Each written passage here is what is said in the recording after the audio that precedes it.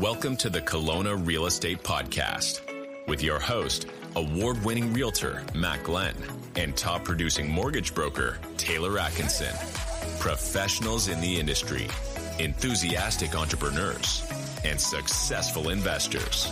When it comes to real estate, we're all in. Okay, Matt, pretty excited for today's episode. We had Ryan Smith on, Kelowna's Director of Planning and Development. Ryan, he leads one of the busiest planning and development teams in Canada.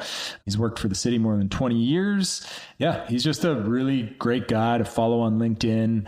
Yeah, you can reach out to him. Matt's obviously had lots of conversations with clients. I've talked to him quite a bit, and he is knowledgeable. He's super helpful. Like when I'm working with buyers trying to buy a development property or any kind of question for him, he's a really good guy to work for. Yeah. To work with. Yeah, oddly enough, Airbnb legislation came out from the provincial government yesterday. Honestly, I was a little bit stressed and a little bit heated. And then I saw Ryan's post on LinkedIn kind of supporting it. And I was like, oh my God, this is going to be just like a nightmare of a recording. But he was great at just kind of diffusing it and being dynamic. Holding Taylor's hand through. Yeah, and making me lots of promises off air. I just gave him suitcases of money. No, that never happened, obviously.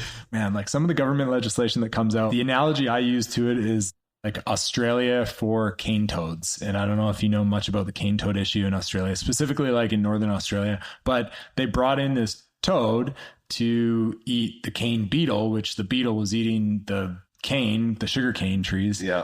And they brought this in 1935.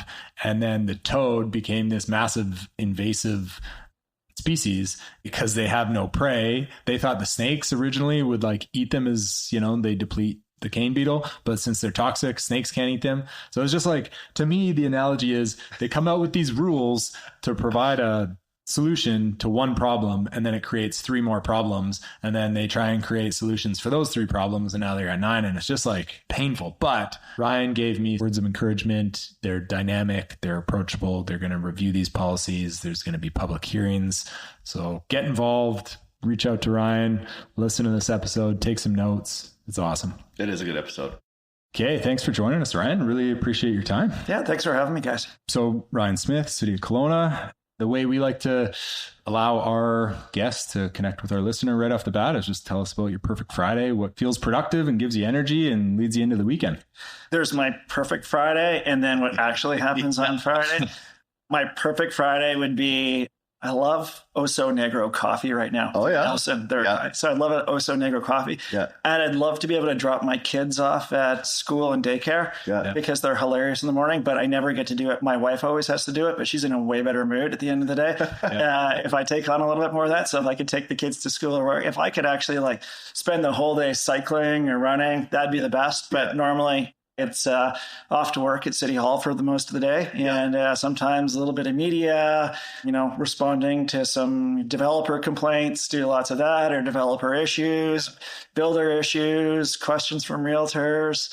Do you ever get developer compliments instead of complaints? I actually got a card from a guy from Calgary thanking my team and I for helping out. So, it's like, I think in Kelowna, we're a place that we've tried to pride ourselves in being good to do business with and responsive to the business community. And so we probably get more kudos than some, but we're not perfect. You do get kudos. I hear about it all the time. And also, whenever I send an email to you or Adam, like I'm getting replied to. That does not happen in any other jurisdiction that I work in. Quite nice. So we're starting off on a good foot here. I like also this. I went in and pie with you and met you at City Hall and talked about things. So yeah, you guys are doing something right over there. I think Matt was just talking about me. Anytime he emails me, I never respond. Yeah. So how do you do your coffee? I'm interested because is it a pour over? We do French press. Okay. Yeah. And also Nate's that dark coffees from them. It smells a little like chocolatey. It's just, we've done it. We were in the Kootenays over Labor Day weekend and had bought some beans and got into it. We're always trialing different stuff. We just got back from Mexico and we had some pour over coffee and it was like, oh, this is so good. I'm just going to start doing this now at home. But I don't know if it's just a novelty and like I'm going to do it here and it's going to taste awful. But yeah, I gotta tell a story. So we went to Mexico a few years ago, Becca and I. Becca's like, I love the chips here. Chips and salsa and chips and guacamole just taste so homemade. As she's saying this, I'm looking behind her, and there's this guy in the resort has his bag that's as tall as me, dumping it into a bowl. So I think, you think it's good, but I think it's just a novelty. Yeah. Okay. I'll just stick to my Breville then. Okay. Well, there's some pretty relevant information. This will air, probably in 10 days or so. So it's October 17th is when we're recording. Some recent policy announcements came out by the provincial government about Airbnb legislation. Just yesterday. Yeah. So can we kind of dive into that a little bit? Obviously, there's still a lot to navigate. Do you just want to kind of give us the Coles notes on that? Yeah, for sure. And this is, one of the first steps in a bunch of provincial legislation about housing that's coming this fall. Provincial government foreshadowed that in their Homes for People plan, which came out last spring. Yeah. And they have an aggressive legislative fall plan. So when I say that, they're going to be making new legislation that they hope opens up the availability of housing or helps housing delivery of more affordable housing, and some supply side measures, some demand side measures.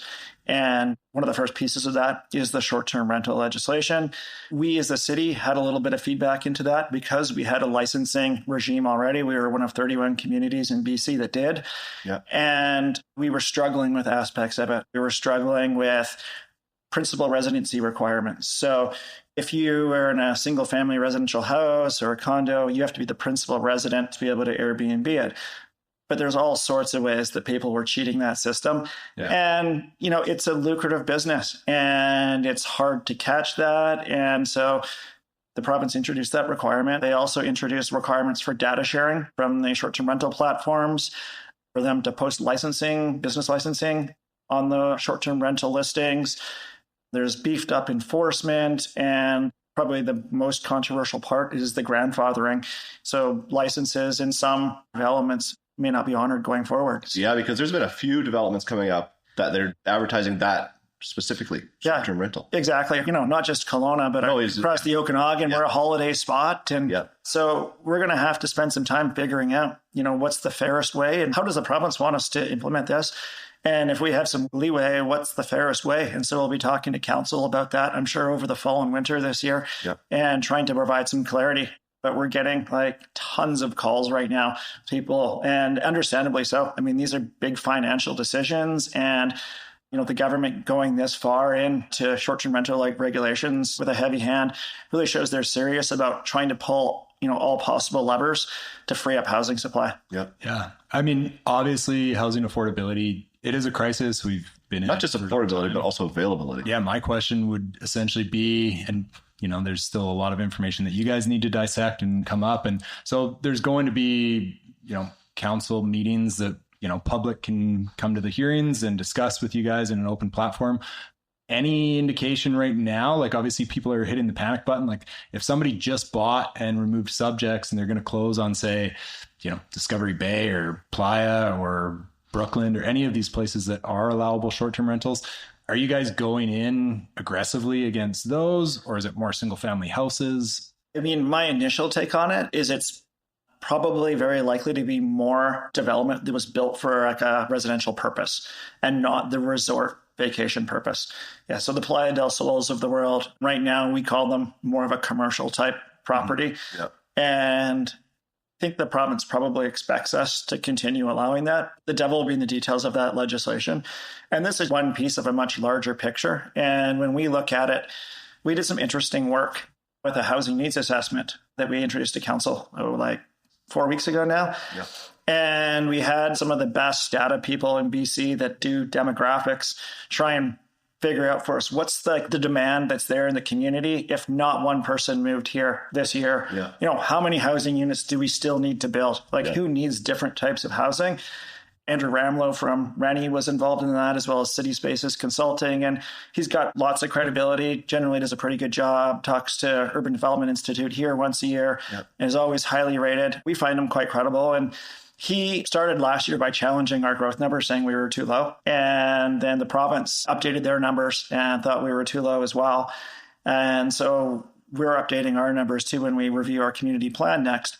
But what they found with the existing demand was that there's probably between like 3,700 and 5,000 units of existing demand. And how they got there is a variety of data sets that are probably way over my head. I just get the result. And my job then is to look at ways that, are there quick levers that we can pull? If we could put 500 or 600 single family homes back into a longer term rental situation, could we do that? So the good news is that we still have a really tight rental market. So if you are forced to switch your short-term rental into a longer-term rental, there's still an income stream. The bad news is it's not going to be the same one that you were expecting when you bought that rental unit. I got some sympathy for that as well. That's not an easy change to make. Yeah. So do they show in their data what the projections are to curb the crisis by this policy change? It'll be interesting to see. We'll be able to come back, a year from now and 2 years from now and report out. And I try and do that in a variety of ways. We'll do that to council. I try and get it out through LinkedIn as well. And so if we saw the number of, short-term rentals shrink by a certain amount, and it's going to be hard to, we don't measure the vacancy rate, but if we started to see the vacancy rate move up a little bit more aggressively in Kelowna, I think that would be the measure we'd look at. But we're not going to see that 4 months from now or 6 months from now. We're going to see that a year or 2 years from now. And depending on how much that vacancy rate moves, will we really know whether it's the short-term rentals or is it, those 3,000 units of purpose-built rental that are under construction right now in Kelowna? Yeah. Everything's going to factor into that. Yeah. So I guess are there any other cities that you guys have taken historical data, or not you specifically as Kelowna, but these companies that you've hired to do these assessments that show that this policy change will move the needle a certain percentage? I know New York's done this. I have a friend that actually we just ran into randomly in Mexico. He lives in New York now. He's like, there are vacant units all over the place, mostly from converting commercial spaces to residential. Obviously, we're in dire need of both of those spaces in Kelowna. But have they taken any data from anywhere else? Or is it just hey, let's do this policy change and see what happens? Yeah, I think cities are so complicated that different jurisdictions or different cities are going to respond differently to this change. And, I think that what sort of the market response in Kelowna is will be really interesting. I don't know 100%. What we were seeing before is we didn't allow short-term rentals in secondary suites. And so we saw a jump in decommissioning permits for secondary suites so people could enlarge their homes. So, there'll be people who try and get around the rules. Yeah. There'll be people who follow the rules. And so, it'll take the edge off of, a really sudden impact from this. But over time, hopefully, a combination of different rule changes and regulation changes from the province will start to help. And the next piece of this probably this fall is the province foreshadowed moving from, 2 units on single family lots, like a house and a suite out here in the Mission or a house and a carriage house, to up to 4 units. Yep. And that could be 4 to 6 depending on where you are. Yep. We've also been working on a project related to that. And it'd be interesting to see, how many units does that add to the mix a year in Kelowna? I think that we've been pretty good at permitting development in Kelowna. Yeah. It's almost like I show a funnel graph where, because labor is short right now, contractors are short staffed. Materials are expensive. All these things taking bites out of the feasibility of projects. And so to get, one project to go ahead, we might have to approve 4 or 5 and only one of those 4 or 5 go forward. So we got to put a lot in the top of the funnel for a little bit to come out the bottom right now. And I think so far we're still pretty good at doing this. And I think we just have to remember that we need to keep doing that. We need to permit between 18 and 2,600 units a year in Kelowna. We did have that many built every year, but we may need to be approving 4 to 5,000, for instance. Yeah. And who knows what that number is? And it depends on so many different complicated factors. But we're going to start tracking that data because I think it'll be really interesting. So I could come back here in a year or 18 months and say, okay, well, we're going to project back and say, here's how much we approved over the last few years. And here's what got built and where. Yeah.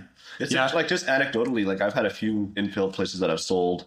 The plan was to tear it down, build a fourplex, and now they're just renting them out because of what you just said, cost prohibitive. Right. Mm-hmm. And then they also don't know what the demand's going to be at the other end, I guess. But yeah, like you said, I think, you approve more than only a certain percentage getting built. Well, it's interesting too. I was very tempted to call some developers this morning. Obviously, we're short on time because this is really recent stuff. But I was okay, so you have, the Kirchhoffs and the Mission Groups that are building Aqua has short-term rental allowance. Socana and Penticton has short-term allowance. Their profit margin is so minimal as a developer. And we've spoken about this before on the show, is there's a stigma that there's these big bad developers that are making fistfuls of money, but it's not the case. Like, I think about, there's a stat, 28 to 32% of their expenses goes towards DCCs and tax, GST, all that stuff, which GST is now being somewhat mitigated. Rentals. Yeah. But, if they're building, say, Aqua, they're putting a premium on that. That's how they're clawing back a margin, so maybe their margin went from 7% to 15%, which is not a huge margin to take on such a large risk, especially when their financing is on variable rate mortgages. But like, these legislation changes would really impact them. I mean, if I was a developer, which I wish I was, maybe not today, but I would just be like, oh my God, this is going to crush my margin for profit. Yeah. Why would I continue to develop in this area, in this city? And that may impact it. Like, Aqua has phase 1 that's going to be short-term rental less than 7 days, and phase 2 and 3 are, I think it has to be at least 30 days or over 7 days. If the provincial government and the municipality is too aggressive with these legislation changes, that you would scare off some developers, and that would in turn, like, just again cause the issue of housing affordability. It's a really fine balance. And I mean, in some ways, it's similar to the discussion you could have about, well, what if we just mandated, 20% of every building to be affordable housing in some way? Yeah. Does less housing happen because of that, and we end up in a worse spot? Potentially, because again, performers don't work then. Purpose-built rental builders, I mean, that GST change, like that 5% is make or break for some. Huge. Yeah, it's huge. And so I think, the average person has no appreciation for the financial risks that those developers out there are taking. Yeah. And one of the things we reinforce to our teams is that the housing's super important, the respect for the investment in the housing. And, for one of us to look at a development project that an architect has designed and say, oh yeah, we don't like that. Well, the developer has to go redesign that. And it's, say, a 45 unit apartment building. That could be $150,000 in architectural fees. For a small developer to go spend another $150,000 on a redesign, that's a lot of money. Well, it just goes to the end consumer, right? Yeah. Adds to the someone pays for it eventually. Yeah. So it's interesting that 5% GST, I think it's fantastic. So that's purpose-built rentals, essentially, when developers are building an entire complex for rental use, which is, I think, well needed in BC. I find it funny, and I hope Kelowna doesn't go this way, and I don't think you guys will, but Metro Vancouver total regional DCCs of building new single-family homes are supposed to increase by $24,000 by January 2027. So that's up from $10,000, representing a 240% increase. So they came out with this basically the same time as the GST was removed. It kind of like they gave the developers something to work with, and then they took it right away by DCC fees. I know it's a fine balance where, we need infrastructure in Canada, but yeah, that's just frustrating to see for Vancouver in general, I guess. The problem is the Canadian model of how infrastructure is delivered, like large community infrastructure, is totally broken. Yeah.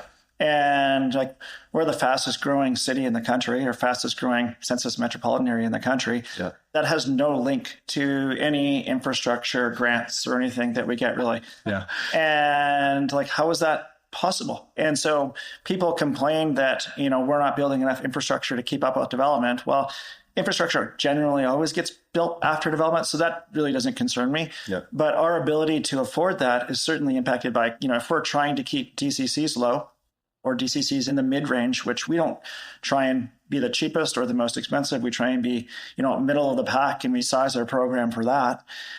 But if we could count on predictable infrastructure funding from the provincial and federal government, there's got to be a new way of doing it that, rewards communities, that municipal councils that prove growth predictably and regularly, because we're going to have to. Like, I think that the days of, being able to say no and be super picky are gone. I think that, when we're having trouble getting doctors, nurses, employees at movie theaters, service staff at restaurants, and restaurants have to leave tables empty because, they just don't have the labor, we've got a problem. Yeah.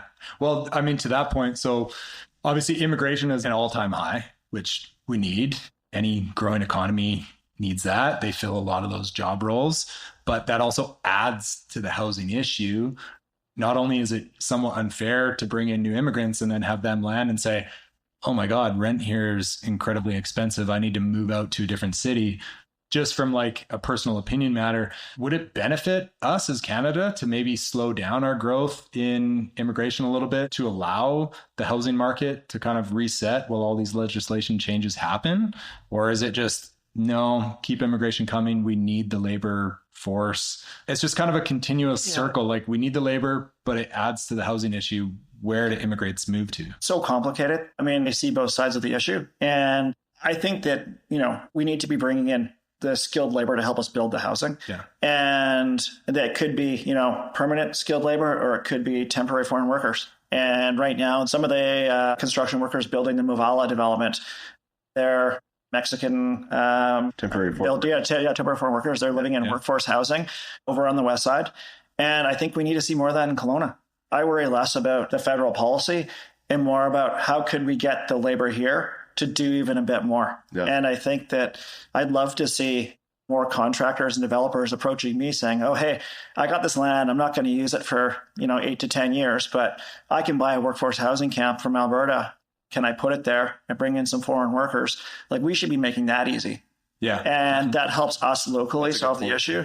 Yeah. And I mean, if it's 3 to 6 years while those workers work on a couple projects, we're not charging that DCCs. Well, let's put it in the right places, where it's walkable for them to get to some grocery stores or whatever else they might need. And let's get them working here. And I think that we're our own worst enemy sometimes by, overcomplicating, whether it's like development processes or building processes, or even like on the immigration front, we should be at the very same time making it really easy to bring in that foreign construction labor to help us build. I was in New Zealand in 2013 in Christchurch, and they were rebuilding Christchurch. 2 earthquakes just like leveled the city, totally. They were still taking pieces of buildings down and not even building it up 2 years later. And we were in a pub. I was on an exchange with a friend. And so it was like a pub tour of New Zealand. And I was like, there were so many Eastern Europeans here. And it was all their labor. They brought in temporary foreign workers from Eastern Europe to help them rebuild Christchurch. And it was super interesting. They said they just didn't have the workforce in New Zealand to do it. I know a couple of people from Kelowna that were in Christchurch rebuilding that. Yeah, we had a building inspector there. Oh, wow. Yeah, who did 6 months there. And I have no idea. It would be interesting to go back today and see the progress they've made. Yeah. But I mean, they were pulling out all the stops. And I mean, they did take some areas of the city and say, you know what, we're just not settling people back into those areas. But the center of the city proper, there was so much going on. Yeah. That's an interesting model, maybe. Well, I mean, a little bit of a smaller scale. Like, obviously, we had some drastic recent forest fires this year. I was thinking too. 100 structures. That impacts our affordability here, our housing needs. In 2003, like the stats show a very similar growth period in 2004 that, housing started to climb up. The cost of housing started to climb up. We're kind of speculating, but you take 100 units off the market, it takes a little while to build those back up again. So yeah, we do need that. To kind of just conclude on the Airbnb, there was a stat that I was looking up. So it said there's approximately 28,000 daily active short-term rental listings in BC, increase from 20% a year ago. Data indicates that more than 16,000 are entire homes being listed as short-term rentals. So that's interesting to have like the entire home instead of just a suite or a carriage house like we've spoken about. Would that count as a condo also? I would assume so, yeah. So now to break that down, again, this is very high level stuff. So 28,000 homes in BC as short-term Airbnb rental properties. There's just over 1.8 million houses in BC. So as a percentage, it's 1.48% of houses are on the Airbnb market. I guess that's the data that we know about. And obviously some of this legislation would show improvement for tracking, business licenses, et cetera. I just look at that as like, will a 1.4% change in allowing those houses to go back to either long-term rentals or force them to be sold? Like, I know it's going to move the needle a little bit, but is it enough? Not on its own. It's not enough. I think that it's an immediate measure, whereas a lot of the other measures they're taking are going to be longer term. Yeah. And we're not going to be in BC building whatever the 50,000 homes we need next year. If we got to 35 or 40,000, I think that would be massive achievement. And I don't think we're going to get there in this market. Yeah. I mean, I think that Kelowna, we're 2.3% of BC's population. 7% maybe of the Airbnb listings in BC are here. And so we're a tourist area, right? I mean, and we're always going to have that balance that's going to be a challenge. And I think that you've got a pendulum swinging here in favor of that sort of a predictable long-term housing model and supporting that.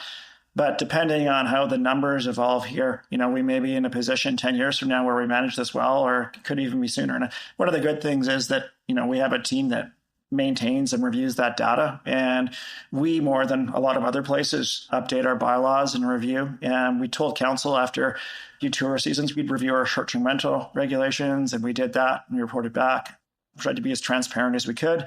And we'll keep going with that too. And so it's going to be interesting to see. It's tried elsewhere, but no two cities are the same. Impact here could be different. And if it's detrimental, then we're going to have that discussion too. Well, it's nice that you guys are very dynamic. It's funny because, so we did an episode, I can't remember, it was in maybe 9, 10, 11. We spoke a lot about Airbnbs. We listed, I think, the 12 available ones. And then we also spoke to Adam Cheka, who works with you. And I think in 2011, there was essentially a pause on Airbnb allowable buildings. And then it started to boom again in like 2018, 19, where Brooklyn, everything started to, so it was like Discovery Bay was kind of, the initial part of it. And then Playa del Sol, like kind of was the end of that era. And then there was like a pause and now it's growing again and now it's pausing. So obviously it is dynamic. You guys review it annually, biannually. The only thing I'm concerned about is, okay, I am a bit of a capitalist. Like that's probably well known. People that have purchased these Airbnbs, I guess, who do we think that it's targeting? Because I don't know many people that, an institutional investor that owns 100 Airbnbs. Most of them are mom and pop. They bought one rental property. It's an Airbnb. They're trying to make money because CPP and OAS is obsolete at this stage. And they're just trying to make that effort. And a lot of those people, kind of bought into the fad in the last 2 or 3 years. It was a variable rate interest. They're getting kicked while they're down. Now, I would be very nervous of the resale market. I do know people personally that bleeding money essentially in some of these units, Discovery Bay, and they haven't listed currently.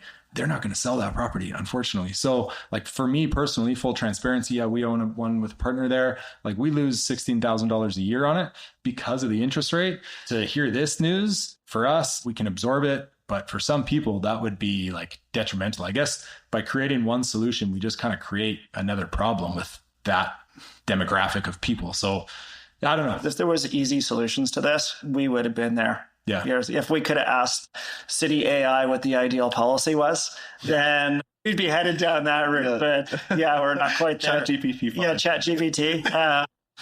So, hey, well, that's a great segue. Yeah. One more thing is everyone has been crying. We need more housing. We need more housing. Obviously, there's a major real estate issue going on here. It has been for years.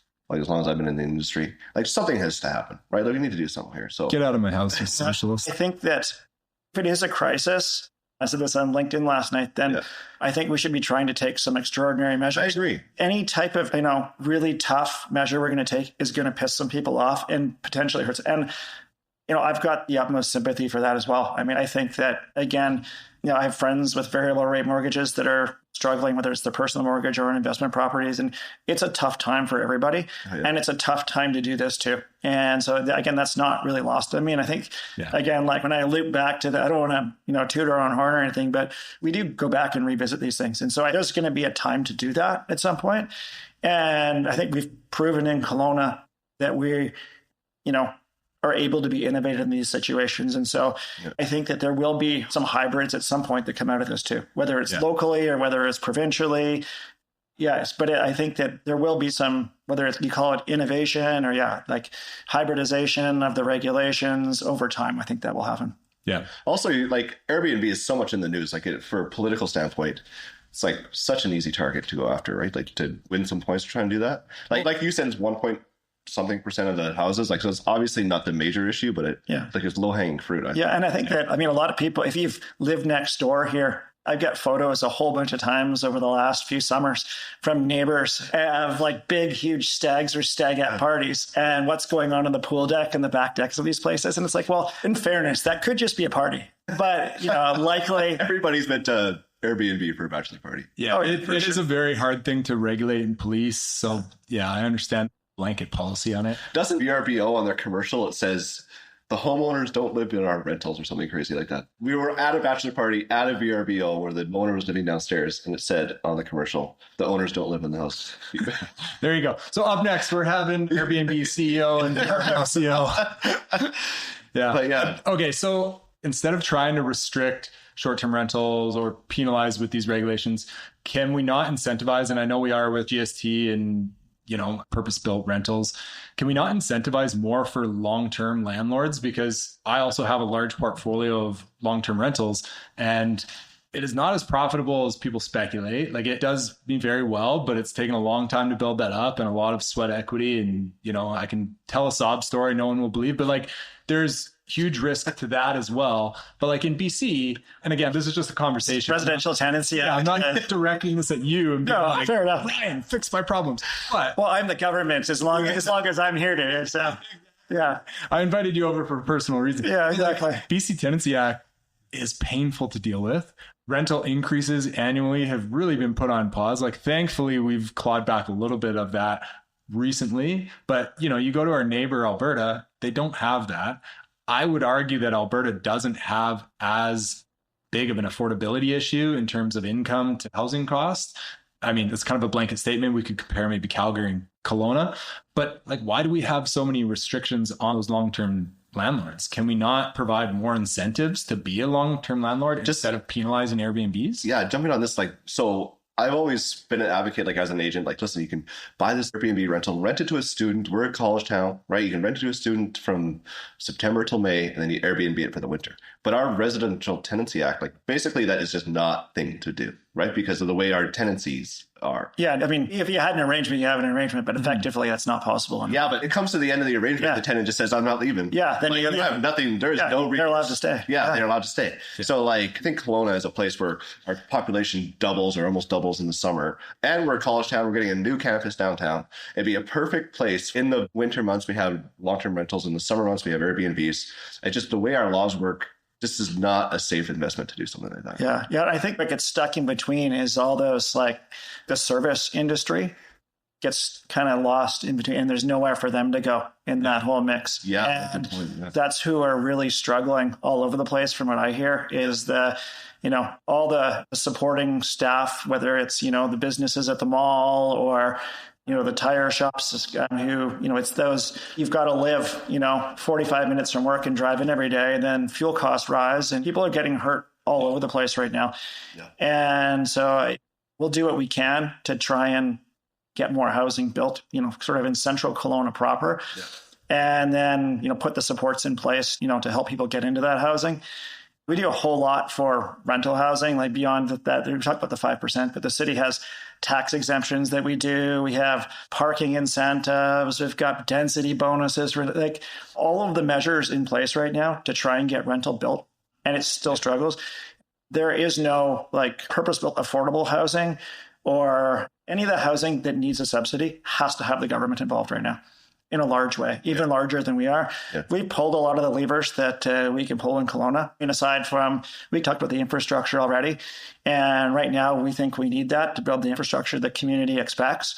But if we were getting, more predictable infrastructure funding, then we could take projects out of that DCC program, make it cheaper. Yeah. That's a great point. Yeah. Is there anything the public can help with that? Is there forums that we can push the federal government, provincial government for funding, or is it just up to you guys to? What we could do is, instead of building nice big offices on the side of our house, we could all build suites and. There's the attention to the issue more than anything, and then trying to push governments to align themselves better. I talked to the Chamber lunch a few weeks ago, and people asked me I made a statement about this philosophical misalignment between different levels of government. So we've got too many different layers of government trying too many different things all at the same time, and sometimes doing nothing well. And it'd be great to see, the federal government take the lead and say, okay, we're going to do this and this and this. Provinces and municipalities, you align your policies with this right now. Yeah. And here's what we want you to do, and provide clear direction. Then leave something to the provincial level and say, okay, provinces are going to take this on, and you're going to work with municipalities for these specific outcomes, and measure them all in the same way all across the country. And until we start doing that, like the data is going to be king and drive this. And I don't think we're doing that well enough right now.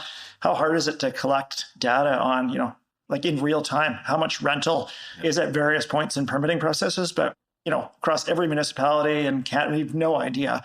We know how much gets occupied at the end of the year, maybe how much we issue building permits for, but we don't know how many is unrealized. And if we're going to start pulling other levers to get more built, like in Kelowna, we're starting to look at, what's not getting into building permit process, or, why is there no hole in the ground in that site? Yeah. What other levers could be pulled there? And oftentimes they're outside of our control, but, it's interesting to know. And I mean, we've got development waiting for CMHC financing right now. Yes, and so we're taking the steps, and I'm sending the message to CMHC saying, we appreciate that you do the financing. It's a great program, but it's so popular that you need to resource it better because we've got housing here waiting on it. Yeah, it is a good program, but it's incredibly backlogged and slow. And okay, I'm going to say something controversial. I know I've been really good this whole time. I was like, I thought this was going to be a little harder hitting, Taylor. Okay. Should Kelowna be affordable? I'm only asking because I guess I feel some people are entitled or come off as being entitled that, hey, I should be able to live on Lake Okanagan. Like I should be able to afford a house. Like, should people be able to afford to live here? Kelowna is not a small city anymore. A lot of people still look at Kelowna as, a small farming community. Yeah. And we're a, fast growing, medium-sized city with some big city problems going on here. Big city debates. And because we're in such a desirable spot, we're going to have affordability challenges for a long time. Yeah. And if you had me back on in 10 years and said, you didn't make it affordable. So you and the provincial government failed in how you're restricting short-term rentals. I could say, oh, well, maybe we met the numbers, but I think in a way we've been a victim of our own success. We've got a great community, we've got a beautiful spot, and keeps getting better. We keep adding pieces of infrastructure and parks that make Kelowna better. So every time we make it better, we make it more desirable, and more people want to move here, and the challenge gets bigger. So it needs to be top of mind all the time in all the decisions we make, and there needs to be somewhere for that service sector in this city to live, in the healthcare sector and teachers and all those jobs. I mean, there's a ceiling on, what those jobs pay. And, I like my kid going to school every day and not learning online. So, everybody's got a different feeling there. And some people like to have their kids. No, we are dying to get into daycare. It's been 2 years and it is a struggle. I never realized how much of a struggle it is. We finally got accepted to one. You can hear it right out of that. He's still not in daycare because we just have no pay. Tell them about this podcast, Victor. It's insane. They accepted us 2 weeks ago and it's when's the start date? We don't know. There's zero communication. So I agree. Things like that, doctors, service industry, I guess. Do you guys feel like you're actually going to achieve affordability? Two-part question in terms of someone trying to buy a single family house or a condo, whatever, so a primary residence, and someone renting. I guess we're talking about affordability as a whole, but are you guys tackling both issues or? Yeah, I think that people move up through the housing spectrum. And so I started here in an illegal basement suite. That was all non-conforming. Yeah. In 2002, 22-year-old guy making $19 an hour of my first job at City Hall. Yeah. That's all I could afford and all I could find. And they had 20 applications. And the only reason the guy gave it to me was because he was like, oh, well, I think he works at City Hall, so maybe he won't he won't rat me out in my basement suite. And I didn't really know that at the time. He told me afterwards that that's why he chose me.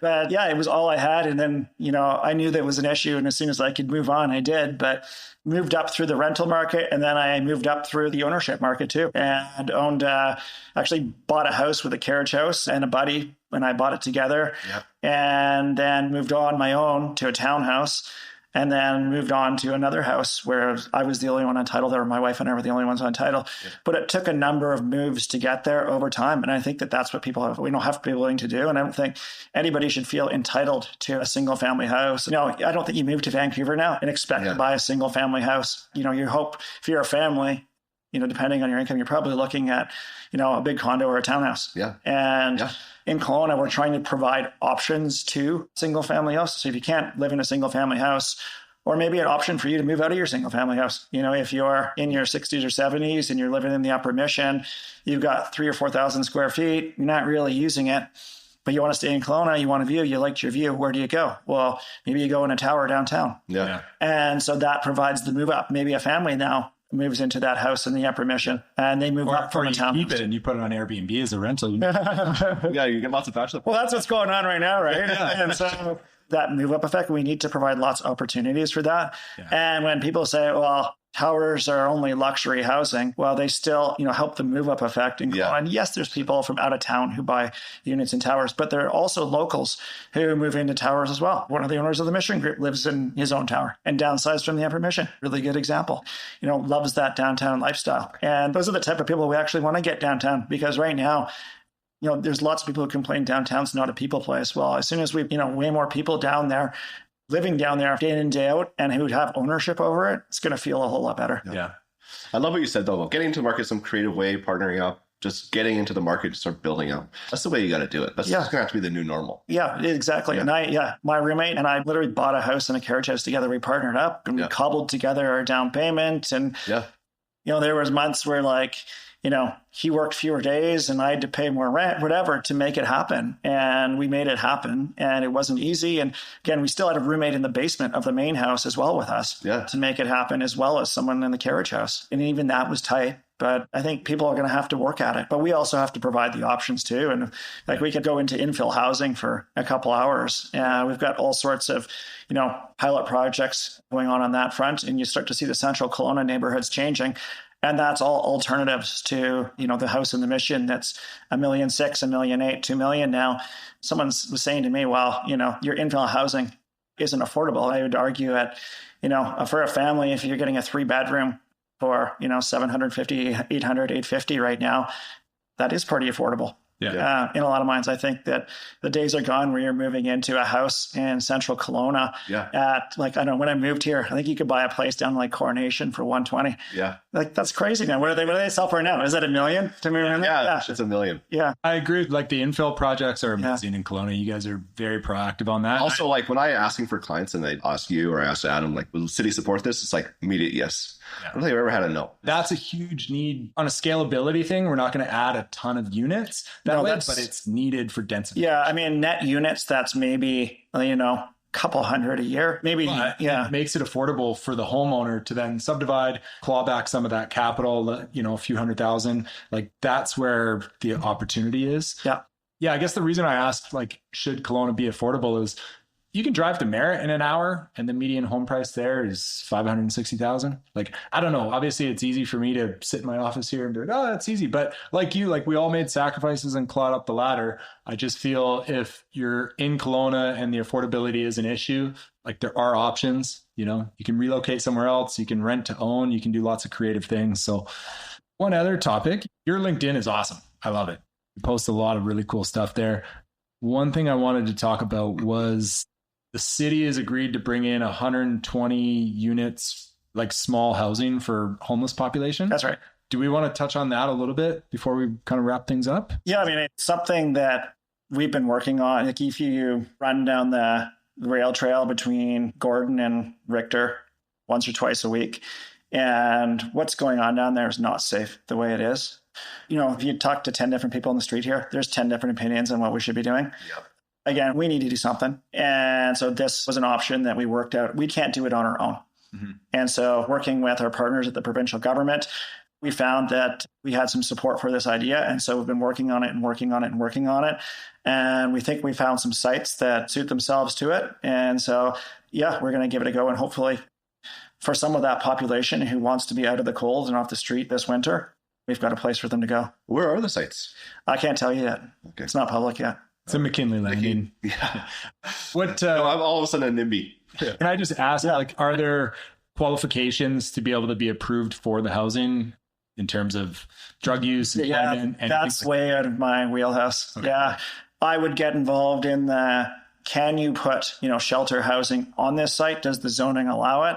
The actual operational model outside of my wheelhouse entirely. Okay. And so I might hear discussions about it. It's coming together so quickly that, I haven't heard a whole lot about it. I mean, I think the fact that we have a provincial government who recognizes the challenge here and who's willing to, invest to help us make a difference, even if it's a small difference, is really good news. And we've had the housing minister here 4 or 5 times this year in Kelowna. And this isn't like an NDP stronghold or anything, not to go too far into politics, but I mean, I think that we're getting quite a bit of attention, and, we're glad that they're recognizing the work that we're doing. I think they have a lot of confidence in us as a community and us at the city of Kelowna to deliver. And I mean, we'd be really excited if they were planning on building BC Housing down on Bertram. That's been paused for a little while, so we continue to advocate for that building as well. Affordable rental housing is so needed in this community. And they wanted to put a daycare in the building too, also needed in the community. So those types of things, don't happen without the partnerships. And I mean, I think that we'll try that model out and see how it goes. And if that's not working, we'll keep working until we find something that does work well. Yeah, the housing minister was here 6 times, actually. He stayed at my Airbnb. Well, can you describe, is there a capital projection for that investment? Do you know those numbers at all? How much it's going to cost to bring in the 120 units? I have no idea off the top of my head. Yeah. Okay. Well, I think that's kind of all we have for time. I mean, I've got a million other questions. We'd love to have you on again. Can we just wrap up with our icebreaker round here? Sure. Yeah, let's do it. Okay. If you could purchase any property in the Okanagan in the next year, what would it be? I would do actually resort property. We have a place that we share with another couple of Big White. Nice. And compared to how quickly the population of the central Okanagan is growing, they're not building homes that quickly up at Big White. Yeah. And so, I mean, normally I would say don't expect to buy a property at Big White as an investment or, at any ski hill. I think, that's a good option right now. If I was looking at that, I think that there's not a whole lot being built up there. Yeah, I think there's a lot of money. I'm in the market, so I don't have to worry about it now. Things getting more expensive. Hey, I love that. We're just closing on a place at Big White. So I'm like, yes. Yeah, and the family aspect to the mountain is amazing too. And all the investments they're making in their own capital infrastructure are fabulous. Like the new Central Res building is amazing. They finally have electric car chargers up there. I drove up and freaked out that I wasn't going to be able to make it down a couple of Mondays ago because I've got an electric car. Yeah. So I used that and then realized I didn't really need it because the whole way back's downhill and my car just charged itself on the way home. Oh, nice. But I think it just proximity to Kelowna, all the airport programs, like the shuttle is up to Big White from the airport, whether it's Big White or Silver Star, Apex. I think those are sort of supporting playground to the Okanagan over the winter. I don't think you can go wrong right now. Yeah, it is such a great mountain. Yes. Yeah. And the mental health aspect with the family, it's... Oh, yeah. Yeah, as soon as we get on the road to head up there, I feel like we're on vacation every Friday afternoon. As soon as you get that hairpin, you're like, yep, I'm happy now. Yeah, exactly. All right. What's the best thing you've ever spent money on? Best thing I ever spent money on? Probably sports equipment, I would say. What kind of sports do you play? I'm a big cyclist, runner. Nice. Yeah. I just bought these I have a cousin who works for Nike. Oh, yeah. And we hadn't connected in a while. I didn't really know exactly what he did for Nike, but he was up and we had a little barbecue and he saw my running shoe collection. There's no Nikes in it. And he said, man, you got to get some Nikes. We got to get you some. What do you want? And I'll get you some Nikes at cost. And so I got these Nike Invincible shoes that are really foamy, bouncy running shoes. Not the carbon plated ones. Those are for racers. Yeah. These are a training running shoe. Yeah. And I go out and run in them and it's the best shoe I've ever worn. Oh, nice. And hopefully I get something from this for Nike now. I want another pair. I'm going to send my cousin this and say I want another pair. Nike is a show sponsor. So yeah, there we go. But best money. I mean, it's nice to get a little discount on the shoe for a $250 shoe. But I'm a right amount of bikes for me is if I had a new one every year, that'd be fabulous. I got 2 young kids now, so that's not happening. I'm buying kids bikes, but I can't swallow a Walmart's kids bike. So our kids bikes are always more expensive too. Yeah. Hopefully my oldest kid isn't a cyclist. And so I hope the younger one maybe gets more into it. The older one could care less. I think cycling's kind of a sport you get into a little bit older. So I think you're still. Yeah. You guys still, maybe he'll still get into it. Yeah. Okay. Best book or quote. I'll ask. So have you read Shoe Dog then? If you're newly Nike. No, I haven't read Shoe Dog. Oh man. Great book. Yeah. You'll love that. Okay, cool. What's his name? Something McKnight? Who's the Phil Knight? Yeah. Shoe Dog. I saw the movie, that recent movie about it. Yeah. About Phil. And that was great. Yeah, it's worth the read. Yeah. Anything else? Link, Malcolm Gladwell. Just the job I'm in. We have to make decisions all day, every day. Or trying to help other people make decisions all day, every day. Yeah. And just kind of trusting how you make decisions and learning about what your brain's doing that you don't know about. So you might have a gut feel about something, and that gut feel is not just a gut feel. I mean, you've got tons of experience that probably led you to that you're not really realizing on the fly. Yeah. And so I trust my gut a lot more after reading that. And yeah, good book. And yeah, I'm reading all sorts of like fiction right now about France because we took the family to France in the summer. Cool. And like murder mysteries in France. And so now if we go back, I'm going to be scared that we're going to get murdered. But yeah, it's all, I like keep reminding myself, it's only fiction. It's only fiction. Yeah. So. Now you can run fast. Yeah, exactly. I can run fast. Yeah. That's awesome. So how can we help you? How can our listeners help you? Yeah, I think that listening to these types of conversations. And I love it when members of the community come to me and say, hey, look, I have this idea. Like, we don't agree on any of the solutions here, but the very fact that we're having the discussion and getting it out there, and you hear a little bit about things I'm struggling with or ideas I have, and you might say, Ryan, that idea isn't very good, but if you did this and this instead, that'd be way better. Yeah. That really helps me. And like, I don't know everything. Like, I'm a city planning director. I don't know everything about how the city should grow. We try and guide the decisions of the city the best we can.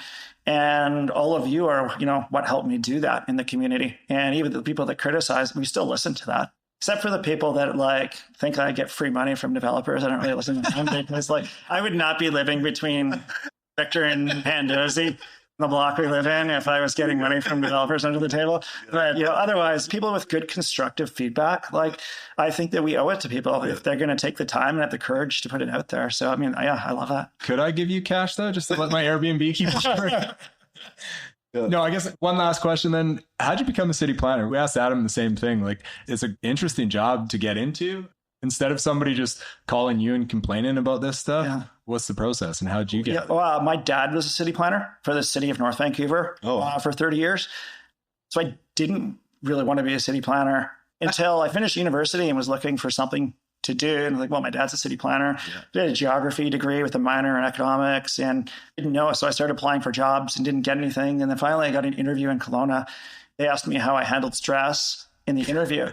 And I was like, why are they asking me that question? Okay, like, how does anybody handle stress that's 22? I was like, I don't know, on like a Friday or whatever, I'll have a couple beers. And the guy who interviewed me ended up being my boss, actually lives like a couple blocks from here, was a rugby player. And he's like, that's the only guy that gave us a really honest answer. Nice. And yeah, I mean, at the end of the day, like I was the one in there who had the least experience and had to work the hardest to move up. And in Kelowna, I got opportunities working in a small place that was growing quickly that I never would have got in the Lower Mainland. Yeah. And so Kelowna has always been good to me that way. And it's a small community. It's easy to meet people. And like, what is there? A degree or two of separation here? Yeah. And so if you've got a message, it's easier to get it out. But if something bad happens to you, we say something that people hate, then it travels really quick as well. So you're like, So yeah, and that's how I got into it. And I kind of stuck it out. And I was lucky to have some really great bosses and leaders at the city in Kelowna the whole way through and to this day. And, I would say, all of them are my friends, and I've had worked for 4 mayors now, and I could sit down and have a coffee with any one of them and got along with all of them really well. And it's not for me, it's helping the politicians handle the challenges of the day, giving the best advice that I can. And hopefully they're appreciating it too. And yeah, we don't always agree on, the politics of the issue, but I think we can agree on, trying to get something done efficiently and practically. And that's what they've always, I think, valued about my contributions. Yeah. So love to hear you. Yeah. Thank you so much for giving us your time, and we'll have you back on in 18 months and review some of this stuff then. That's good. Okay. Have a good one. Yeah. Thank you. Thanks for listening to the Kelowna Real Estate Podcast. Be sure to reach out and let us know how else we can add value to your Kelowna real estate journey. Please show some support by hitting the like, share, and subscribe button. This is sponsored by Matt Glenn Real Estate and Taylor at Venture Mortgages.